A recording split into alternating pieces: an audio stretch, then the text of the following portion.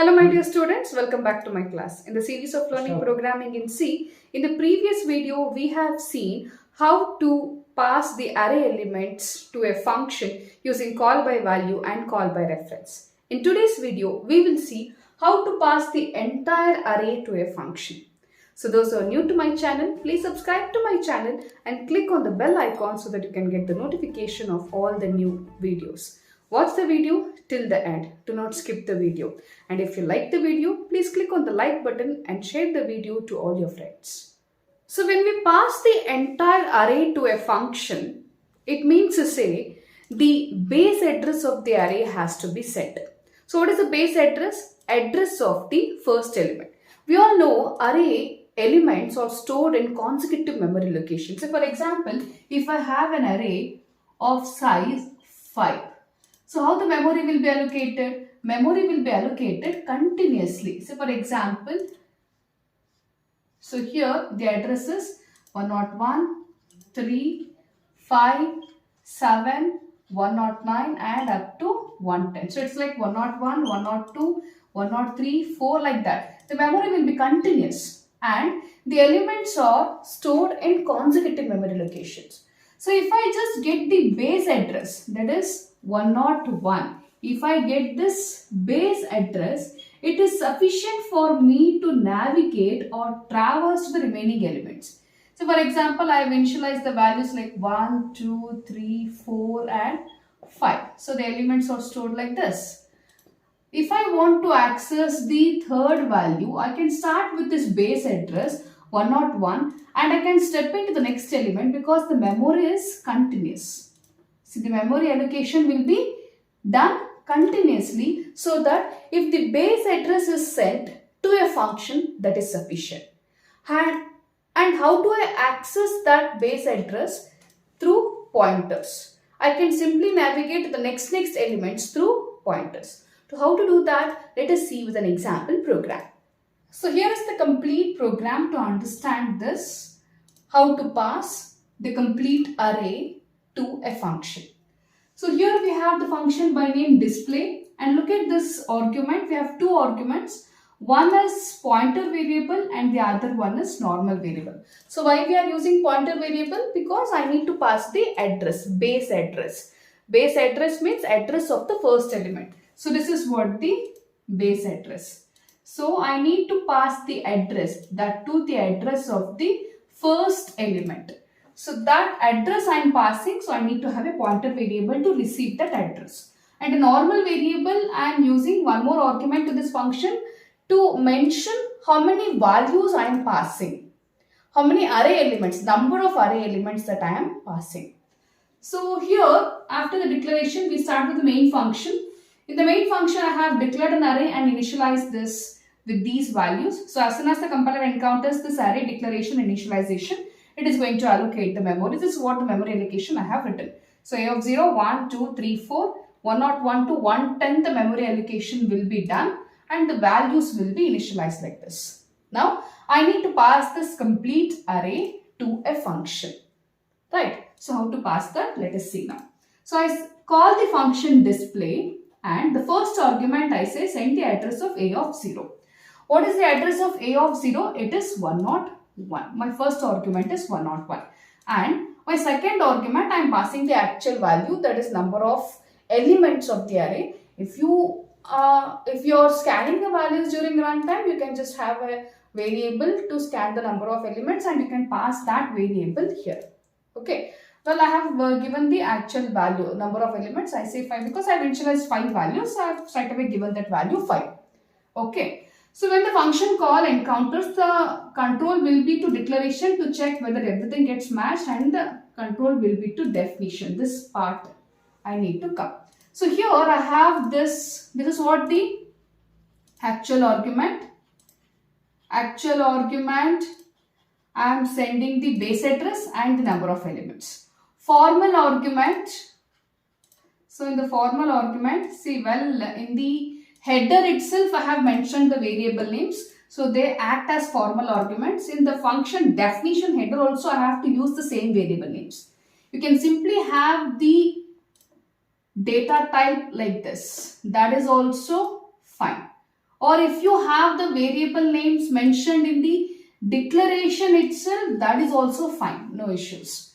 So here then if I have the variable names here, then these variables in the function declaration or header or prototype acts as formal argument. If not, these variables acts as formal arguments. Well, formal arguments, that is pointer variable, I am using j.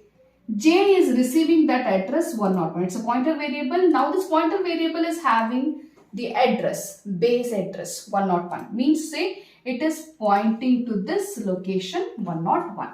And n is the variable that is having number of elements, which is 5.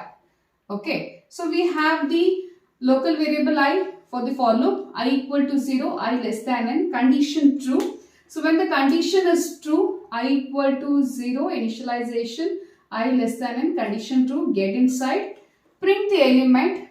So in the output screen, I am going to get an integer value that is stored in the pointer variable.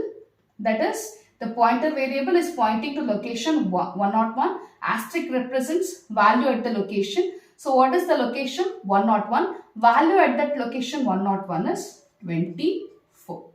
Okay, then look at here. Then I say, I only passed base address. Base address received with j. Value at that location j 101 is 24. I am printing. Now what I'll do, I say j plus plus. What is j? It is 101.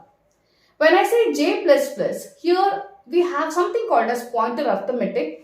We will have a detailed discussion on pointer chapter in the next coming videos. But I am going to explain only that part which is required for this program. When I say j plus plus, as usual, we all know how the increment operator does the incrementation. It increments the value by 1. But here it is pointer incrementation. J is having 101 and j is a pointer variable which is of integer type. So here integer type means it is pointing to integer value. To store one integer value, I require 2 bytes.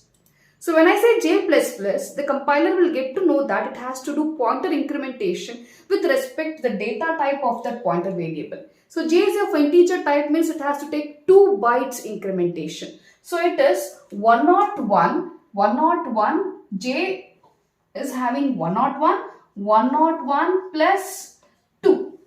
So what is 101 plus 2? It is 103. So j is incremented to 103. This is what pointer arithmetic. Based on the data type, the incrementation takes place. If it is float, then it takes 4 bytes. I am talking with respect to 16-bit machine. So here, based on that, if it is 32-bit machine, again the storage capacity varies. Okay, that you should know.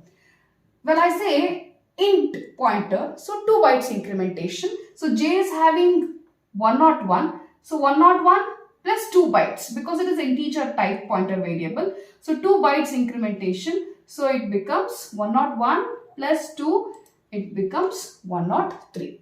Now this j is pointing to 103. Then again get back after executing this complete.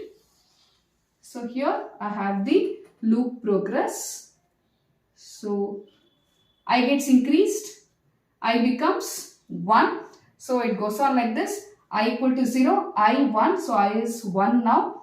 Print an integer stored at the value, stored at the location pointed to by j. J is pointing to 103. 103, what is the value at the location 103? It is 32. So print that 32. Okay. Again, after printing j plus plus. So it is 103 plus 2. It is 105. Now the j value is 105. So it has to point to 105. It has to point to 105. Get back. I gets increased. It becomes 2. 0 done. 1 done. 2. So now again print an integer stored at the location pointed to by j. J is pointing to 105. Value at the location 105. It is 68. Then j plus plus. So it is 105 plus 2. It is 107. So the j value increased to 107. Now j is pointing to 107. Again get back. It's increased. It becomes 3. Then print an integer stored at the value at the location pointed to by j. J is pointing to 107. Value at the location 107, it is 70. J increase, so it is 107 plus 2, it is 109. Now j is pointing to 109. Loop progress, it becomes 4. Print an integer stored at the location pointed to by j. J is pointing to 109. Value at the location 109, it is 92. Again j increase, it will simply increase 109 plus 2. It is out of the bound. So it is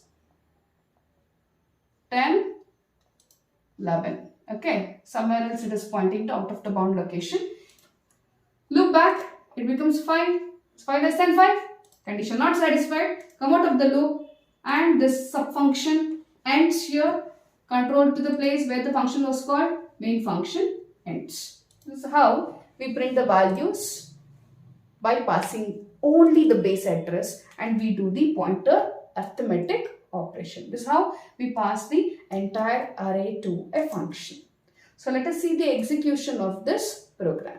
So here is the program to pass the complete array to the function. So when we pass the complete array, we are passing the base address. So we are passing the base address. So this is what the function declaration. So in the function declaration, what we are doing? We are passing the array, the complete array. So to pass that complete array, see here we have two arguments, that is, one is the pointer variable and one more is the normal variable. Pointer variable will receive the base address, normal variable will receive the number of elements. So look at this function call. So in the function call, so what we are doing? We are passing the address of the first element. So what is the address of a of 0? Some address will be there for the first element, that base address, and second argument number of elements. I am passing a constant value. If you want to accept the values during runtime, you can do that. Number of elements also can be decided during runtime. If you are deciding that during runtime, you can pass the variable. But here I am passing the constant value itself, that is 5. Okay. So here in the definition part, what happens? In the definition part, this is what the complete definition, it is function definition header. Here through that pointer variable, I am receiving the base address and n is receiving number of elements. With these two things, the complete function runs. So 0 to n, that is number of elements, and here asterisk j represents that I am printing the value at that location, base address. So whatever element I have at that base address, that value will be printed. Then j++. So j++, as I said, it is going to increment according to the data type of the pointer. So pointer variable j is of integer type, so 2 bytes incrementation takes place. As array elements are stored in consecutive locations, it is going to jump to the next element continuously because memory will be continuous. So 2 bytes jump means it is going to take the next element. Then loop back, then I increases, then again value at that location. So how that gets increased, how the value gets printed, we have seen in the dry run. So let us save this program and we will execute this now. Control F9, where is C? Array elements are like this. So this is what passing the complete array to the function. Hope you have understood with this program, and this is the best method to pass the array element. Passing the array elements completely, receiving that with pointer variable. This is what passing array elements to function, where I am passing the complete array. So that's all for today's video. See you in the next video. Till then, take care. Bye-bye.